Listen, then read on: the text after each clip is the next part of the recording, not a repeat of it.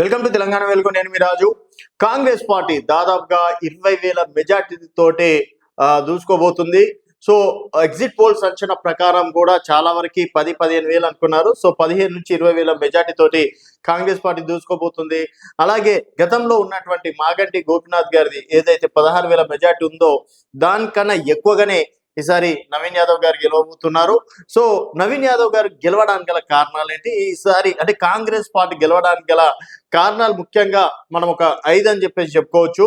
అందులో మనం చూసుకున్నట్టయితే మొదటిది, కాంగ్రెస్ పార్టీ క్యాండిడేట్ సెలెక్ట్ చేయడంలో మొదటి విజయం సాధించిందని కూడా చెప్పుకోవచ్చు. ఎందుకంటే మనం కూడా జనాల దగ్గరికి వెళ్ళినప్పుడు నవీన్ యాదవ్ పేరు చెప్పారు, కానీ కాంగ్రెస్ పార్టీ కన్నా బలమైన అభ్యర్థి అక్కడ ఉండడం అనేది నవీన్ యాదవ్ బ్రాండ్ అనేది ముఖ్యంగా జూబ్లీహిల్స్ లో పనిచేసింది.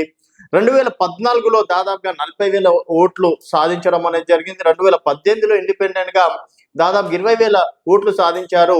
2023లో ఇటు కాంగ్రెస్ పార్టీకి సపోర్ట్ చేశారు. సో ఆ సానుభూతి అనేది నవీన్ యాదవ్ గారికి వర్కౌట్ అయిందని కూడా చెప్పుకోవచ్చు. సో సానుభూతి ఇక్కడ మాగంటి సునీత కన్నా నవీన్ యాదవ్ కి సానుభూతి ఎక్కువగా వర్కౌట్ అయింది.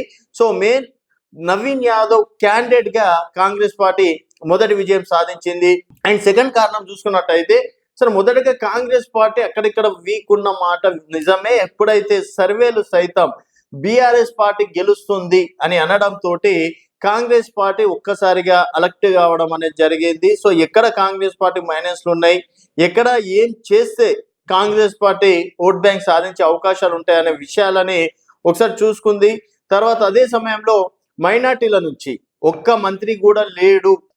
గతంలో కేసీఆర్ హయాంలో మంత్రిగా మొహమ్మద్ అలీ ఉండే, ఏకంగా హోంమంత్రి ఇచ్చారు. ఇక్కడ కాంగ్రెస్ ప్రభుత్వంలో ఒక్కరికి కూడా మంత్రిగా అవకాశం ఇవ్వలేదనే వాదనని అజారుద్దీన్ గారికి మంత్రి పదవి ఇవ్వడం అనేది ఒక రకంగా మైనార్టీలో కాంగ్రెస్ పార్టీ సాధించినటువంటి మొదటి విజయంగా చెప్పుకోవచ్చు.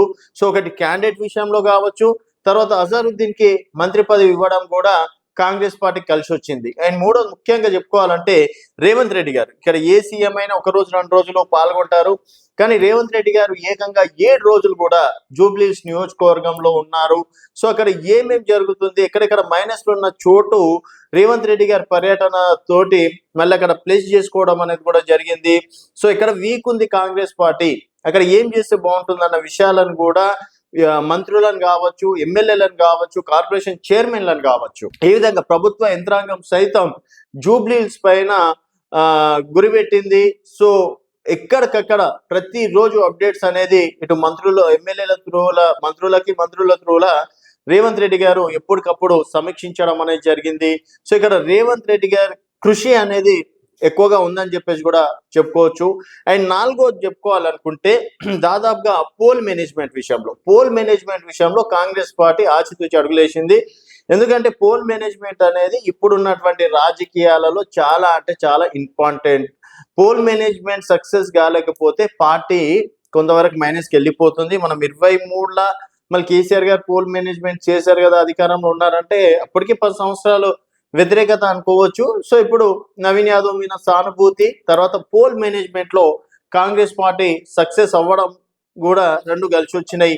అండ్ ముఖ్యంగా 5వ కారణం చూసుకున్నట్టయితే, ఎన్నికల రోజు నాడు కూడా కాంగ్రెస్ పార్టీ ఓటు శాతం విషయంలో కావచ్చు, ఓటర్లకు తీసుకురావడంలో కావచ్చు, తర్వాత ఎవరైతే కాంగ్రెస్ పార్టీకి డెఫినెట్ గా ఓటు పడతాయి అన్న విషయంలో కూడా చాలా జాగ్రత్తలు తీసుకుంది. ఎలక్షన్స్ ఎన్నికల సమయం 5-6 గంటల వరకు 6 గంటల వరకు కూడా కాంగ్రెస్ పార్టీ మంత్రులు కావచ్చు, ఎమ్మెల్యేలు కావచ్చు, సీఎం కావచ్చు ఎప్పటికప్పుడు సమీక్షించడం కూడా కాంగ్రెస్ పార్టీకి విజయానికి తోడ్పాటైంది. సో ముఖ్యంగా ఈ 5 కారణాలు ఈరోజు కాంగ్రెస్ పార్టీ గెలవడానికి గల కారణమైందని కూడా చెప్పుకోవచ్చు. అండ్ మొదటిది, కాంగ్రెస్ పార్టీ క్యాండిడేట్ సెలెక్ట్ చేయడంలో మొదటి విజయం. సెకండ్ వన్ వచ్చేసి, ఇక్కడ పోల్ మేనేజ్మెంట్ చేయడంలో కాంగ్రెస్ పార్టీ సాధించినటువంటి 2వ విజయం. 3వ విజయం వచ్చేసి, రేవంత్ రెడ్డి గారు ఏకంగా సీఎం 7 రోజులు గెలుపు బాధ్యతను మొత్తం తన భుజాల పైకి తీసుకున్నారు. మంత్రులు కావచ్చు, తర్వాత సినిమా కష్టం సినిమా వాళ్ళ ఓట్లే దాదాపు ఒక 20-25 వేల ఓట్లు ఉంటాయి. సో సినిమా వాళ్ళ ఓట్లు కావచ్చు, కార్మికుల ఓట్లు కావచ్చు, తర్వాత